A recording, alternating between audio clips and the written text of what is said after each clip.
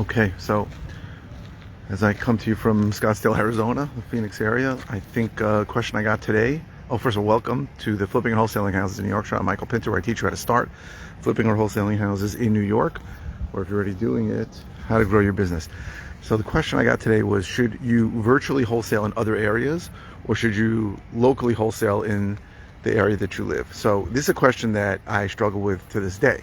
To be honest with you, right, I really started the business thinking that I had to do every deal face to face, and that would give me the best chance of closing the deals. And I still think in New York, certainly in my area, that is the most effective way. That virtually it's going to be much harder because New York is different. So the question is, well, all the challenges that New York brings, does it make sense to do it in another market via phone, right? An area like where I'm in, we're in Scottsdale or Phoenix area, and it's something that I've considered, and I actually tried it in a virtual market recently. I've been marketing there for 11 months. I got one deal there, and it's not even going to pay for my marketing, so it's hard. The transition from face-to-face to virtual is hard, and the transition from your market you've been operating into another market is hard. So it's something you could consider, right? Now the question is, which one's better? So you do have a better chance of closing on a deal if you go face-to-face.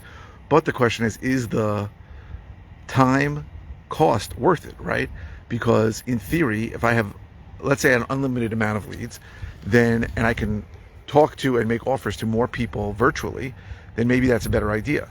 Now, in my situation, I don't have an unlimited amount of leads. Now, maybe I'm going to find a way to get a relatively unlimited amount of leads. And if I do, maybe I will start to call and get pictures and not get in the car and drive. Right? Sometimes I drive an hour to a seller appointment. Sometimes I'll drive an hour each way. It's 2 hours, and I can spend an hour there. Sometimes I drive 2 hours and the guy stands me up. So all that lost time, theoretically, I or any acquisition agent, acquisition manager or agent can be on the phone making more offers. So again, in a unlimited lead situation, you probably are better off doing it virtually.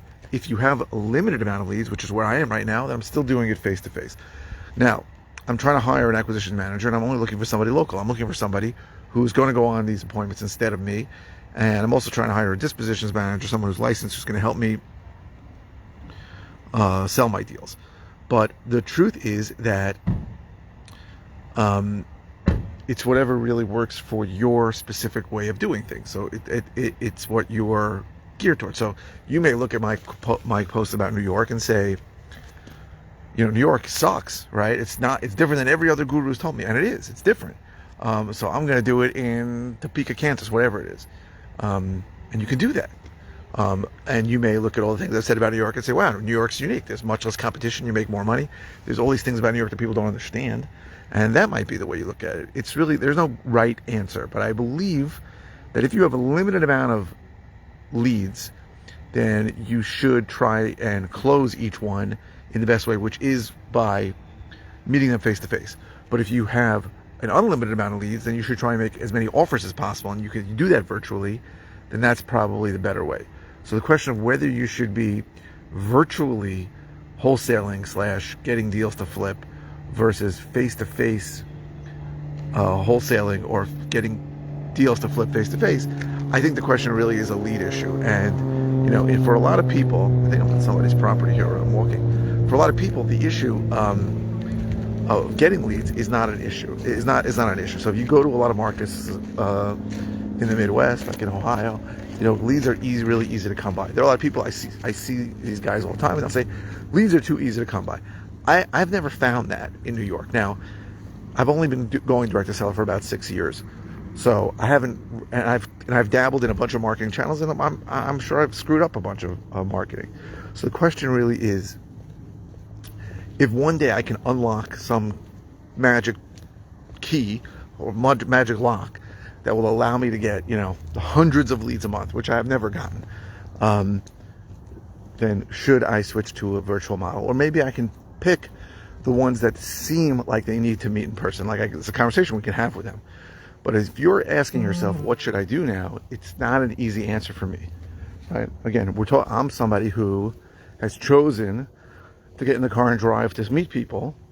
When I go on an appointment, I'm trying to do two things. I am trying to, A, get an idea of the estimate of repairs, which I find I have a much better chance doing when I'm in person. And B, I'm trying to dig deep into the seller's thinking to see if they have a problem I can solve. And now, the second one I probably could do over the phone. The first one I can't.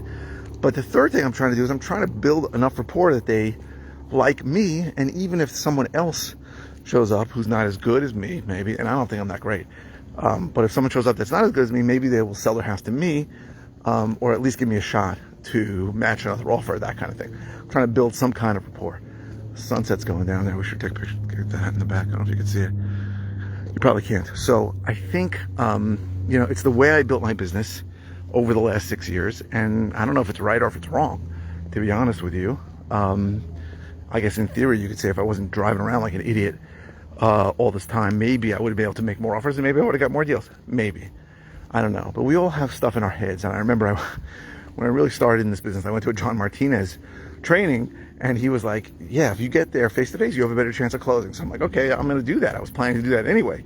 And then now a lot of people are doing this virtually where they're not going to see it, and a lot of people are closing a lot of deals. So John, that's really the tipping point. I interviewed John on my podcast, and he said, you know, if you have unlimited leads, then you want to go virtually unless the guy tells you need to show up.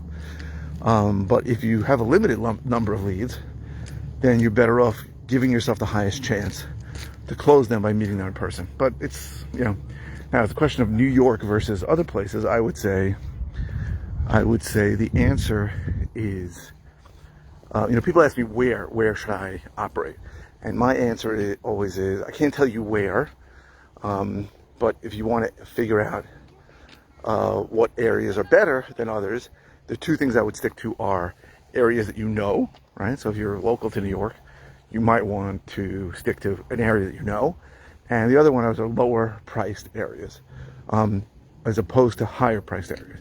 So someone contacted me today about wholesaling in Westchester. Westchester is a very, very high-end suburb. Most of Westchester, suburb of New York City, very high-end. Now, some of Nassau County is very high-end too, where I operate. Some of Suffolk is very high-end. I mean, the Hamptons are probably one of the most expensive areas in the country. But in Nassau and Suffolk, there are some lower-priced areas. In Westchester, it's harder to find lower-priced areas. So, like the guy told me, he started going direct to seller, and he got people asking him to buy a $4 million house. Now, I'm not saying you might get a deal. You might be able to buy a $4 million house for $3 million and make $600,000 on it, or make a crazy number. But in general, the higher priced areas, the people are not going to sell it at a significant enough discount to make money. Now, why? And so what people say is that, oh, they're more sophisticated. And the truth is, there is some of that. Like when I talk to friends about what I do, they don't even understand it. Like, why would anybody ever sell you a house at a discount? They could just list it.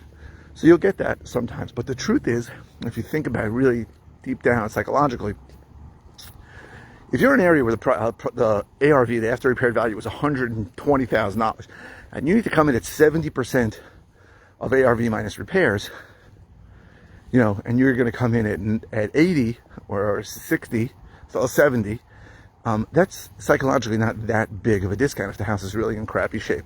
But if you've got a $4 million house and you got to come in at like $3 million, for somebody to take a $1 million bite out of their pocket, and also think about the level of finish that you have to do on a $4 million house, right?